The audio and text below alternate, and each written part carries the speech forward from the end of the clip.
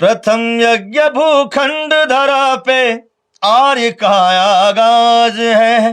प्रथम यज्ञ भूखंड धरा पे आर्य का आगाज है पावन संगम की धरती ये प्रयागराज है। नमस्कार, मैं हूँ रीता दास और स्वागत करते हैं आपका हमारे YouTube चैनल पर। 144 साल बाद आया महाकुंभ और महाकुंभ के साथ ही रातों रात महाकुंभ की आत्मा बन गई एक गाना। इस गाना ने रातों रात लोकप्रियता हासिल कर ली। गाना है ये प्रयागराज है और आज इसी गाने के सिंगर हमारे साथ मौजूद हैं। आइए उनका स्वागत करते हैं, श्री आलोक कुमार जी का। आलोक कुमार जी, आपका बहुत बहुत स्वागत है। सर, मेरा सवाल आपसे है कि ये प्रयागराज है जो गाना है और ये मूवी का है प्रयागराज जो कि 5 साल पहले आया था।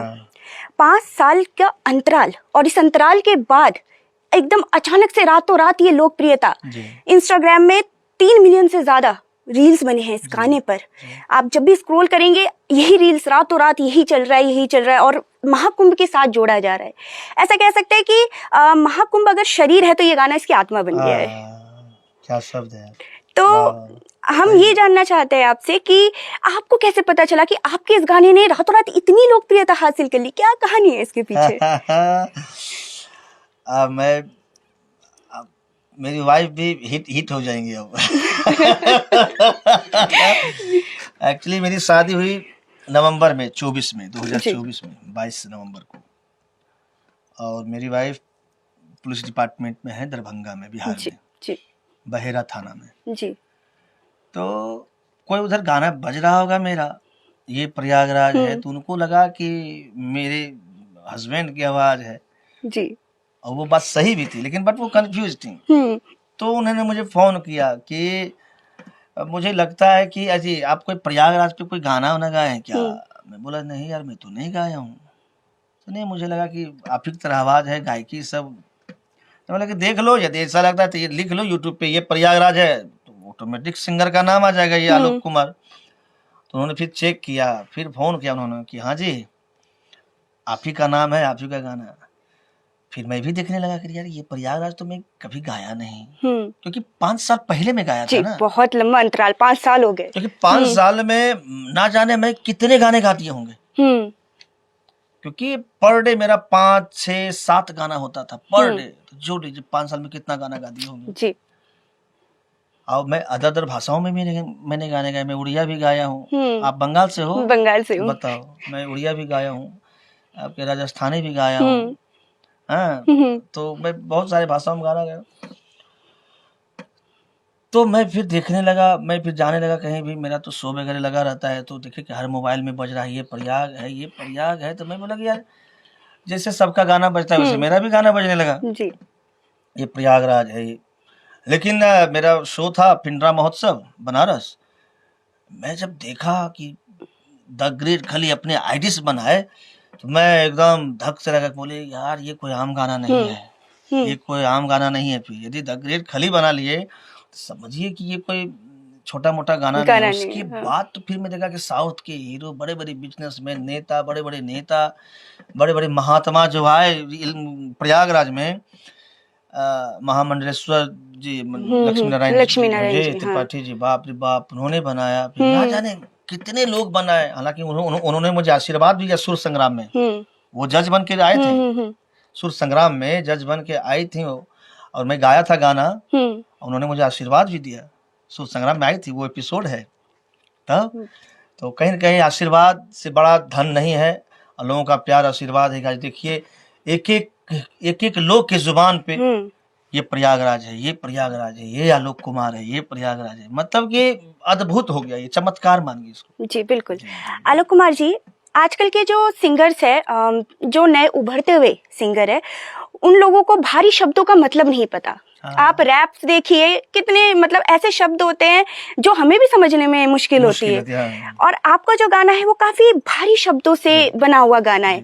तो मुझे ऐसा लगता है कि आजकल के यंगस्टर के लिए समझना बहुत मुश्किल है। वो सिर्फ पीछे के वो बजते हुए म्यूजिक को सुनते हैं और उसी पर थिरताल वो बजाते हैं। तो मैं जानना चाहूंगी आपसे कि इस गाने के शब्दों का मतलब क्या है?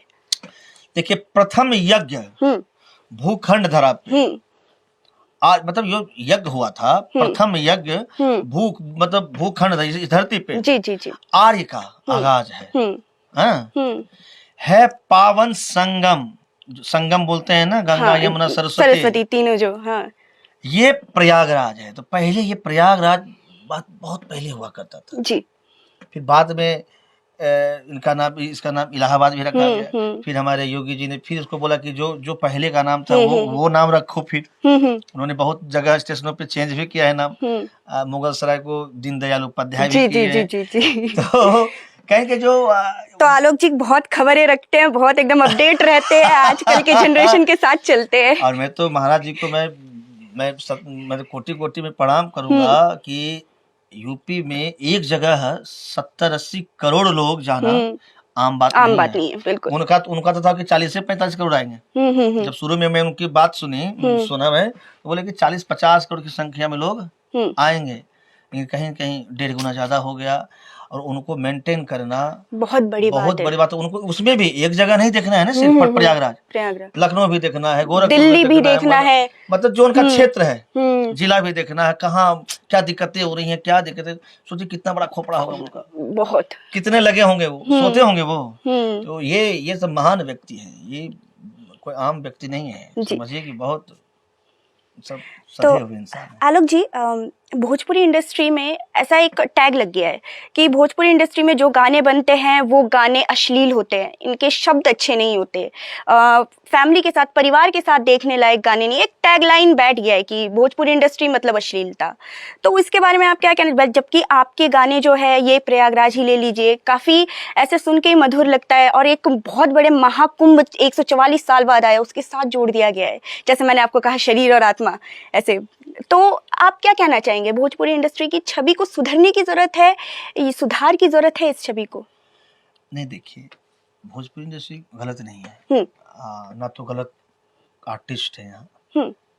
मैं कुछ ऐसे लोगों की भी बात करूंगा कि जो कि हो सकता है वो फिल्मी दुनिया से बाहर हो, भोजपुरी इंडस्ट्री से वो अलग लोग हो सकता है कि छोटे छोटे जो एल्बम गाते हैं उनके लेकिन अच्छे गाने हैं भोजपुरी में। ऐसा नहीं है कि भोजपुरी में टैग लगा है कि अश्लील है। अच्छे गाने हैं, 50 अच्छे हैं तो 10 गड़बड़ होंगे, लेकिन अच्छाई बहुत है, ऐसा नहीं, अच्छाई बहुत है। और मैं बड़े लोगों से मैं सीखता भी हूँ। मैं देखिए बड़े जो बना दिए हैं, मैं तो उन्हीं के ढेर पे चलूंगा ना। अब अश्लील करने वाले तो मान ले आप 1-2 आ जाते हैं तो बदनाम। तो कहावत है ना कि जब ये घर में कुछ चोर निकल जाता है तो पूरा खानदान में बदनाम हो जाता है। बिल्कुल।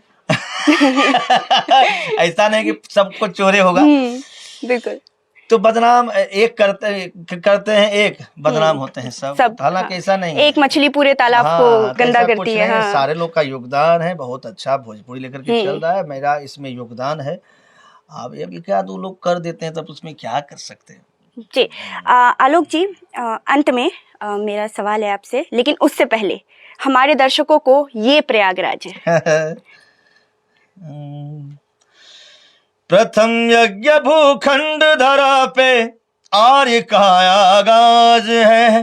प्रथम यज्ञ भूखंड धरा पे आर्य का आगाज है पावन संगम की धरती ये प्रयागराज है, प्रयागराज है, ये प्रयागराज है। बहुत खूब, एकदम आत्मा को छू जाता है ये गाना एकदम। आप अभी ऐसा बोल सकते हैं कि अगर आप महाकुंभ के बारे में सोच रहे हैं तो ये गाना आपके दिमाग में जरूर बजेगा।